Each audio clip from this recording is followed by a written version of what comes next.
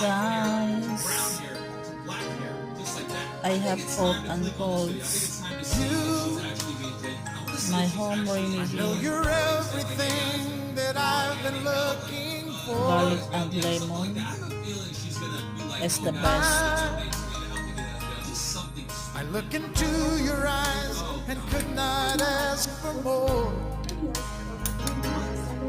So it's only fair to lay it on the line. Hot water, lemon and garlic. Hold on, Mix I'm well. gonna need a little Small amount of time. sugar.